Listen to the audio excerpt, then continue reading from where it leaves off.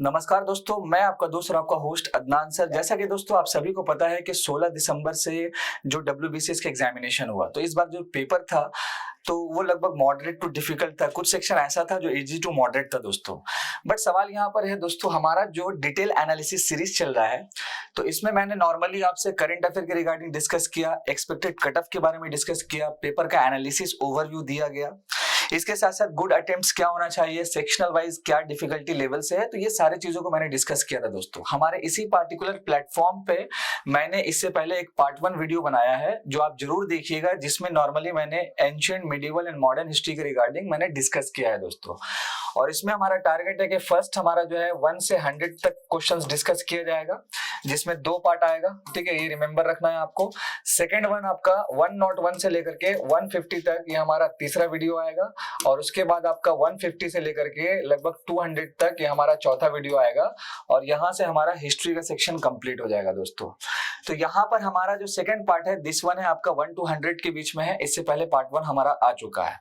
अब देखिए दोस्तों, क्या है कि डिटेल एनालिसिस में क्या होता है कि बहुत सारे क्वेश्चंस का ऑप्शन जो होता है उसको डिटेल बताना पड़ता है, ताकि ऐसे बच्चे जो 2024 में एग्जाम देंगे WBCS का, उनको एक ओवरव्यू मिल जाएगा।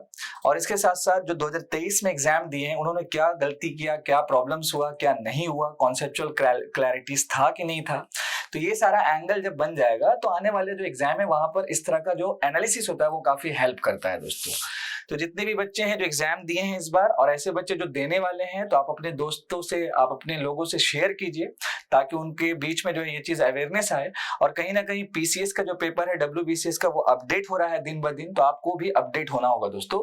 तो चाहिए फर्स्ट ऑफ ऑल हम लोग बढ़ते हैं क्वेश्चंस की तरफ, जिसमें हमारा आज का टारगेट मैंने आपको बताया कि 1 to 100 के बीच में जो हमारा टारगेट है नॉर्मली दोस्तों।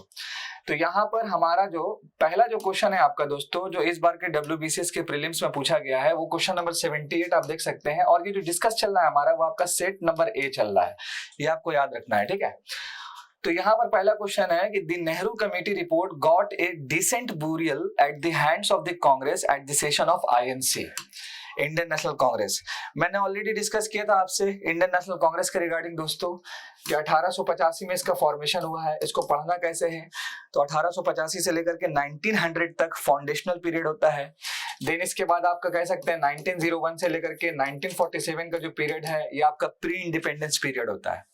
क्वेश्चन क्या कहा गया है कि जो नेहरू रिपोर्ट, जो कमेटी रिपोर्ट आया था, तो eight the hands of the Congress at the session of the INC, तो कौन से सेशन यहाँ पर नॉर्मली हो रहा था, तो इसका जो करेक्ट आंसर हो जाएगा दोस्तों वो है option number A, which is called Calcutta. 78 का रिमेंबर रखना है। तो थोड़ा सा बैकग्राउंड हम लोग जान लेते हैं कि 1928 का जो सेशन हुआ था दोस्तों, तो उसमें जो है कैलकाटा का कांग्रेस सेशन हुआ था, ये रिमेंबर रखना है प्लीज। इसके साथ साथ अगर हम बात करेंगे 1927 के सेशन का कांग्रेस का, तो वो आपका मद्रास में हुआ था।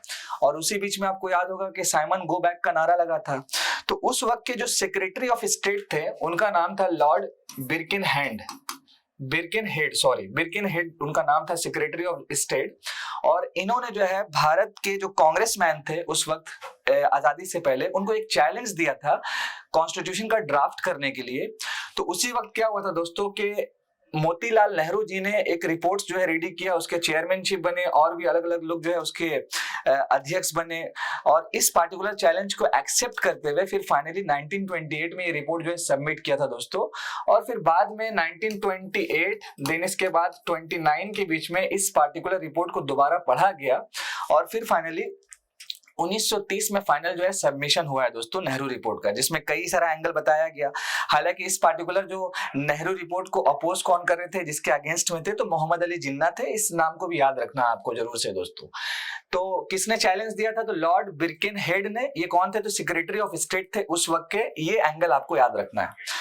तो आइए बढ़ते हैं नेक्स्ट क्वेश्चन की तरफ। नेक्स्ट क्वेश्चन की अगर हम बात करेंगे, तो जनरली ये क्वेश्चन आपका बुक्स एंड ऑथर्स से रिगार्डिंग है, और कहीं ना कहीं ये एंशिएंट हिस्ट्री का क्वेश्चन है दोस्तों, कि हु रोट कुमारा संभवम, यानी कुमारा संभवम जो है किसने लिखा है। देखिए सबसे पहली बात, अगर हम बात करेंगे इसको ब्रेक करके, तो यहाँ पर आपको हो जाएगा कुमारा, ठीक है, यानी कि बर्थ ऑफ कुमार कह सकते हैं नॉर्मली। तो इसके जो लेखक है दोस्तों बहुत ही फेमस, जिनका नाम है कालिदास जी। और सबसे इंपॉर्टेंट चीज क्या है दोस्तों कि ये एक पोएम है जिसको 5th सेंचुरी में लिखा गया है, कुमार संभवम को। ठीक है, और नॉर्मली क्या है कि ये शिव भगवान जी के ऊपर कंप्लीटली रिलेट किया गया है। और आप सभी को पता होगा कि पार्वती का जो मतलब होता है वो डॉटर ऑफ हिमालयाज होता है, और कहीं ना कहीं कामा की अगर हम बात करेंगे तो गॉड ऑफ डिजायर कह सकते हैं। तो यहाँ पर कुमारा जो संभवम है ये लिखने वाले कौन है, तो कालिदासा है, यानी कालिदास जी है। ऐसे कई सारा जो फेमस बुक्स है जो इन्होंने लिखा है, और ये एक फेमस पर्सनालिटी है, तो जहां से क्वेश्चन आस्किंग किया गया है दोस्तों। नेक्स्ट अगर हम बात करेंगे क्वेश्चन नंबर 82 का, जिसमें क्वेश्चन है कि नेम द सुल्तान। ये आपका मिडिवल हिस्ट्री से क्वेश्चन पूछा गया, और स्पेशली सुल्तान आगे यानी कि दिल्ली सल्तनत से आपका क्वेश्चन पूछा गया है। हु फर्स्ट एक्सपीडिशंस टू कंकर द दक्कन। देखिए दोस्तों, अगर हम दक्कन की बात करेंगे तो सॉर्दर्न रीजन्स की बात कर रहे हैं। तो दिल्ली सल्तनत में जो सुल्तान थे, तो कौन से वो सुल्तान थे जिसने अपना जो शासन है वो जो है सॉर्दर्न इंडिया यानी सॉर्दर्न किंगडम्स की तरफ बढ़ाया। और बेसिकली दक्कन की बात करेंगे तो वहां पर हिंदू किंगडम था नॉर्मली। और फिर फाइनली दिल्ली सल्तनत के वो जो सुल्तान है जिनका नाम है अलाउद्दीन खिलजी, जिन्होंने एक्सपीडिशंस किया साउथ की तरफ। और कहीं ना कहीं दोस्तों ये माना जाता है कि भारत का विभिन्न जो जगह है, डिफरेंट जो प्लेसेस है, वहां पर इन्होंने अपना जो है साम्राज्य को फैलाया था, जिसमें आपका किंगडम ऑफ गुजरात शामिल है, रणथंभौर शामिल है, चित्तौड़ शामिल है। ऐसा कई सारा इंपॉर्टेंट नाम है जो अलाउद्दीन खिलजी अपना जो है एक्सपीडिशंस किए थे नॉर्मली दोस्तों। इसके साथ साथ अलाउद्दीन खिलजी के जो जनरल थे जिनका नाम था मलिक कफूर, इन्होंने इनका बहुत ज्यादा साथ दिया। और अगर हम बात करेंगे फर्स्ट मुस्लिम सुल्तान का, तो आपका नाम क्या हो जाएगा, तो आपको नाम याद रखना है अलाउद्दीन खिलजी, रिमेंबर। इसके साथ साथ उस वक्त जो राइट नाउ जो प्रेजेंट डे तेलंगाना है, तो वहां पर एक डिस्ट्रिक्ट था वरंगल के नाम से। तो वरंगल के जो शासन कर रहे थे उस वक्त, याद रखिएगा, जिनका नाम था प्रताप रुद्र देव। इनके तरफ से जो है इनको कोहिनूर डायमंड मिला था, कोहिनूर डायमंड, और गिफ्ट के तौर पर। और ये जो पार्टिकुलर राइट नाउ अभी जो डायमंड है ये कहाँ पे है, तो लंदन में है। कहाँ रखा गया है, तो टावर ऑफ लंदन यहाँ पर रखा गया है दोस्तों। ये एक इंपॉर्टेंट फैक्ट्स आप ले लीजिएगा, ठीक है। नेक्स्ट अगर हम बात करेंगे तो यहाँ पर क्वेश्चन नंबर 84 है कि हु इंट्रोड्यूस्ड दीन इलाही। देखिए फर्स्ट ऑफ ऑल दीन इलाही का मतलब होता है रिलीजियन ऑफ गॉड, यानी दीन इलाही को इंट्रोड्यूस किसने किया। आपका सिंपल आंसर हो जाएगा option number B, which is called Akbar.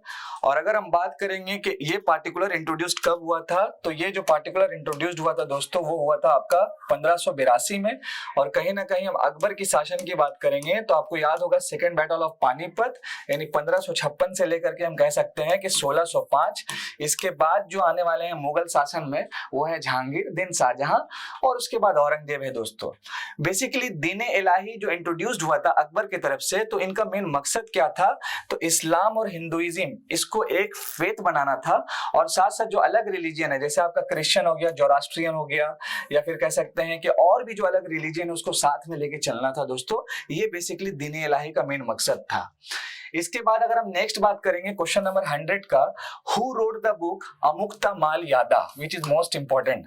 ये बुक्स किसने लिखा, तो आपका सिंपल आंसर हो जाएगा option number C, which is called Krishnadeva राय।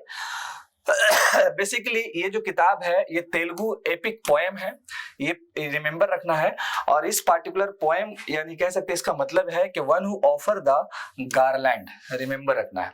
तो यहाँ तक था दोस्तों हमारा 100 क्वेश्चंस तक का जो भी इंपॉर्टेंट सिनेरियोस। इसके बाद हमारा जो सीरीज आएगा वो 101 से 150, देन उसके बाद आपका खत्म।